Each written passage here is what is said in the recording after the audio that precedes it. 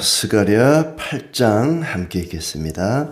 만군의 여호와의 말씀이 임하여 이르시되 만군의 여호와가 이같이 말하노라. 내가 시온을 위하여 크게 질투하며 그를 위하여 크게 분노함으로 질투하노라.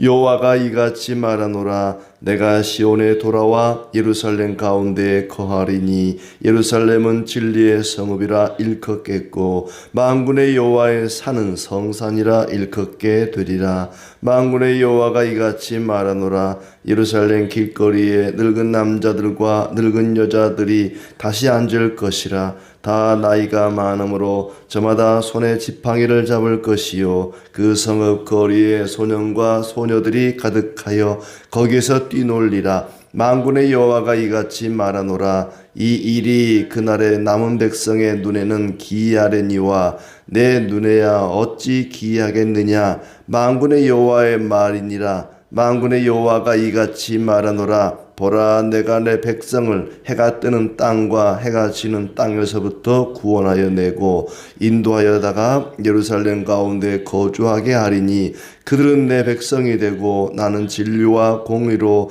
그들의 하나님이 되리라. 만군의 여호와가 이같이 말하노라. 만군의 여호와의 집 곧 성전을 건축하려고 그 지대를 쌓던 날에 있었던 선지자들의 입의 말을 이 날에 듣는 너희는 손을 견고히 할지어다. 이 날 전에는 사람도 삭슬 얻지 못하였고 짐승도 삭슬 받지 못하였으며 사람이 원수로 말미암아 평안히 출입하지 못하였으나 내가 모든 사람을 서로 풀어주게 하였느니라. 만군의 여호와의 말씀이니라. 이제는 내가 이 남은 백성을 대하기를 옛날과 같이 아니할 것인즉 곧 평강의 씨앗을 얻을 것이라. 포도나무가 열매를 맺으며 땅이 산물을 내며 하늘은 이슬을 내리리니 내가 이 남은 백성으로 이 모든 것을 누리게 하리라.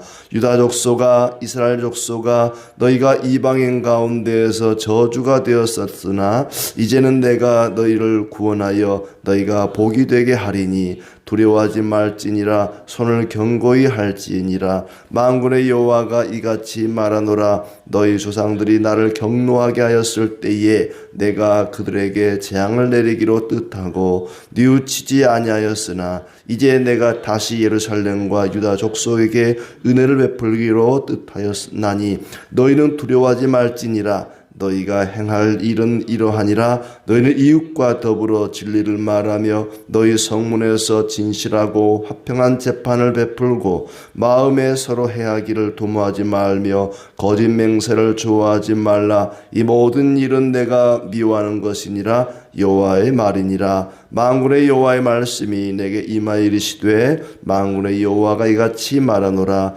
넷째 달의 금식과 다섯째 달의 금식과 일곱째 달의 금식과 열째 달의 금식이 변하여 유다 족속의 기쁨과 즐거움과 희락의 절기들이 되리니 오직 너희는 진리와 화평을 사랑할지니라. 만군의 여호와가 이와 같이 말하노라. 다시 여러 백성과 많은 성읍의 주민이 올 것이라.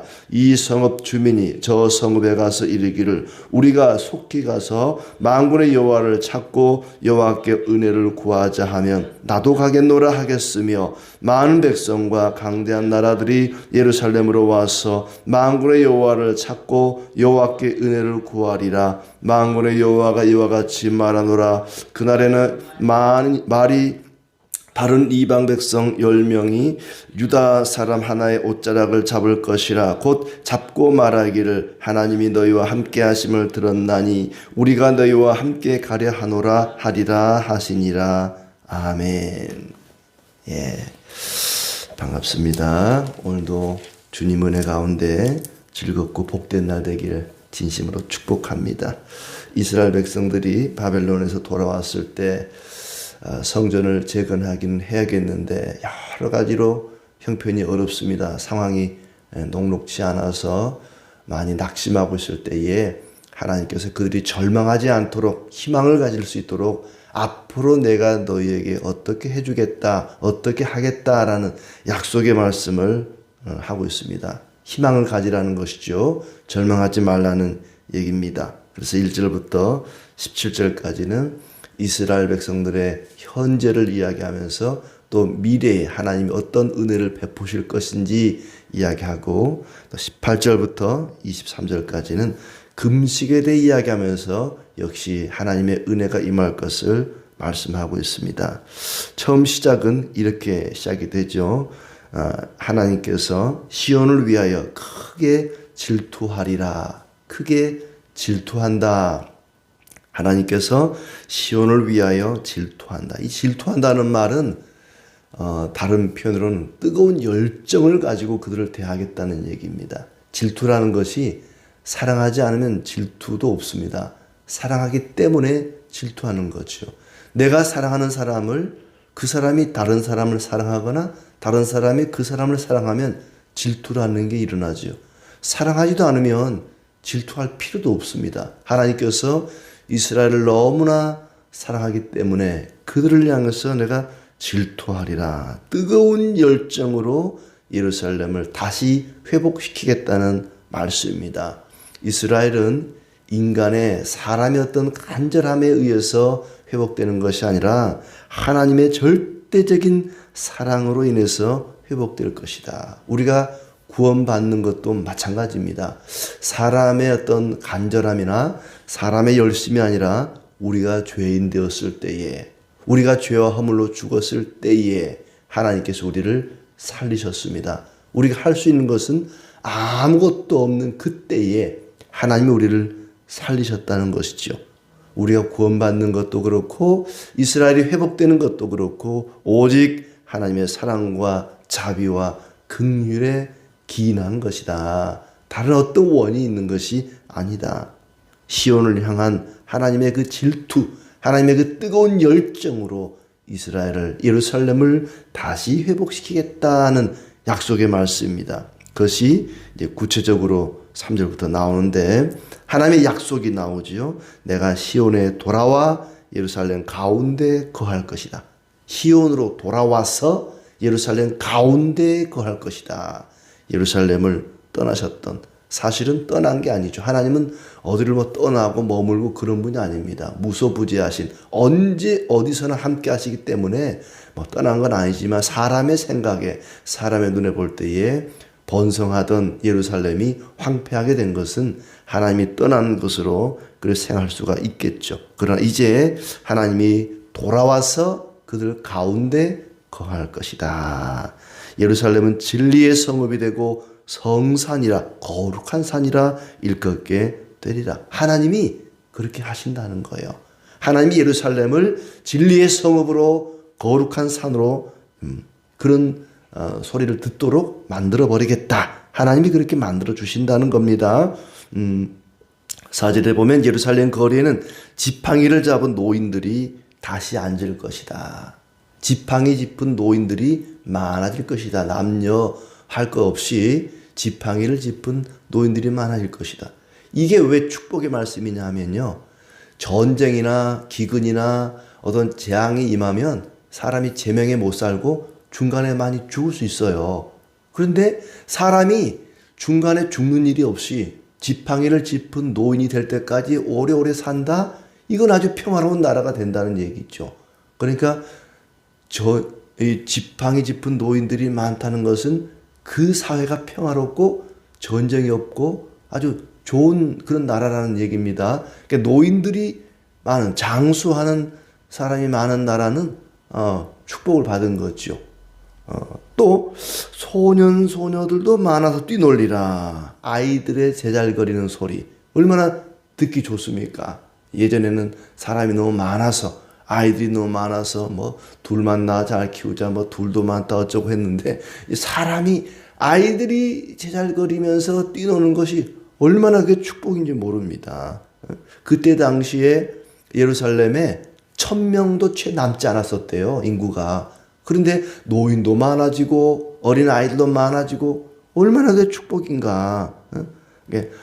참 우리 사회가 지금 노인들은 많아지는데 아이들이 없는 게 참 큰 문제인데, 노인 많은 것도 그게 좋은 거고요. 또 젊은 소년 소녀가 많은 것도 그것도 참 큰 축복이에요. 근데 이스라엘을, 예루살렘을 하나님께서 그렇게 해주겠다. 전쟁도 없고 재앙도 없고 아이들도 많이 낳고 노인들도 많고 이런 복을 내리겠다. 그런 일들이 남은 백성에게는 귀한 일, 참 신기한 일처럼 보이겠지만 하나님 눈에는 귀한 일이 아니다.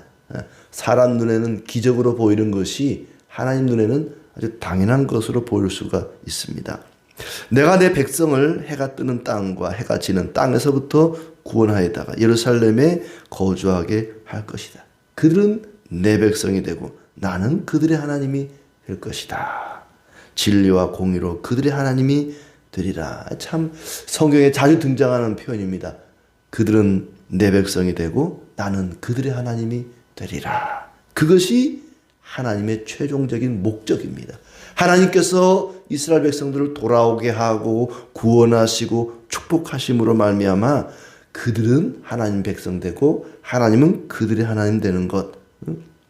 우리가 거룩해져서 하나님과 영원토록 교제하는 상태에 이르는 것. 그것이 하나님의 최종적인 목적입니다. 우리가 거룩한 삶을 삶으로 하나님과 영원히 교제하는 그런 삶. 그렇게 하기 위해서 하나님이 그들을 축복하시고 그들을 구원하시고 회복시켜 주신다는 얘기죠. 하나님의 열심이, 하나님의 그 열정이, 예루살렘 시온을 향한 그 뜨거운 열정이 그렇게 만들어 주겠다, 그렇게 이끌어 가겠다 하는 얘기입니다. 성전의 지대를 쌓던 날에 선지자들의 말을 듣는 너희는 손을 견고히 할지어다. 손을 견고히 하라는 말이 2번 반복되는데요. 손을 견고히 한다. 이게 무슨 말일까? 떨지 말라는 거예요. 두려워하지 말라. 놀라지 말라. 내가 너희와 함께 할 것이다. 손을 떤다는 것은 두렵고 불안하다는 거지요. 손을 견고히 할지어다. 사람이 마음이 막 불안하고 근심 걱정 많으면은 막 손이 떨리잖아요. 손을 떨지 말고 견고히 할지어다. 너희는 성전 기초를 놓는 그때부터 손을 견고히 하고 두려워하지 말고 절망하지 말고 낙심하지 말고 담대하라. 내가 너희를 회복시키고 다시 남녀노소를 많게 주겠고 너희를 다 사방에서 돌아오게 해서 회복시켜 줄 것이다. 너희가 너희 열심으로 너희 힘으로 그렇게 되는 것이 아니라 내가 그렇게 만들어 주겠다. 불안해하지 말라. 이전에까지는 사람도 짐승도 삭슬 받지 못했다. 일거리가 없어서, 할 일이 없어서 삭슬 받지 못했지만 이제는 그렇지 않다. 평안하지 못하였으나 모든 사람을 서로 풀어주게 할 것이다. 이제는 남은 백성 대하기를 옛날과 같이 아니할 것이다. 옛날에는 하나님이 그들을 진노하시고 그들을 심판하시지만은 이제는 그들을 회복시켜주고 그들을 평안하게 하고 축복하겠다. 평강의 씨앗을 얻을 것이다. 포도나무가 열매를 맺고 땅이 산모를 내며 하늘은 이슬을 내리리니 남은 백성으로 이 모든 것을 누리게 할 것이다. 풍성한 은혜를, 나무와 곡식들이 열매를 맺고 아주 평화로운 그런 세상이 될 것이다. 이스라엘이 저주가 되었지만 이제는 구원하여 복이 되게 하리니 두려워하지 말라.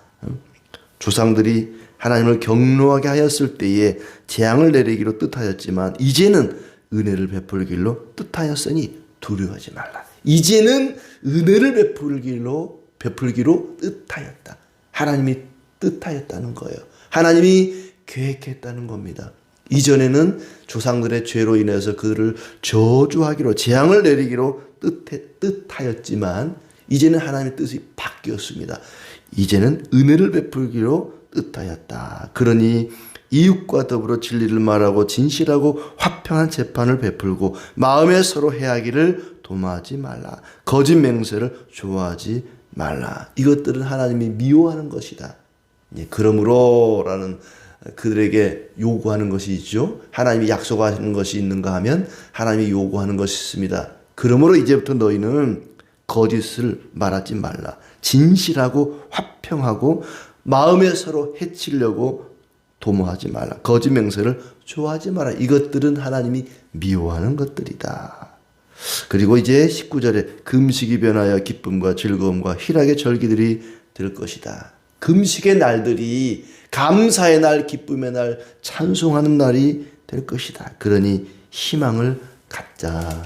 19절 끝에 오직 너희는 진리와 화평을 사랑할지니라. 더 결론적인 말씀이죠. 오직 너희는 진리와 화평을 사랑할지. 이 진리라는 말은 진실이라는 말입니다. 진실. 너희가 진실하고 화목해야 된다. 진실과 화평을 추구하라. 사랑하라. 여러 성읍의 주민들이 너희에게로 올 것이다. 은혜를 구할 것이다. 이방인들이 유대인에게 야 우리 유대인들에게 함께 가자. 우리도 유대인들과 함께 살자. 우리도 예루살렘에 가서 살자. 함께 가자. 왜 그러느냐? 예루살렘 백성들이 진실하고 화평하기 때문에 그렇다는 겁니다. 하나님의 약속의 말씀을 듣고 두려워하지 않고 진실하고 화평하게 살면 이방 사람들이, 세상 사람들이 와 예루살렘 사람들은 정말 진실해, 정말 화목해, 우리도 예루살렘 가서 살자. 그런 날이 올 것이라는 얘기입니다.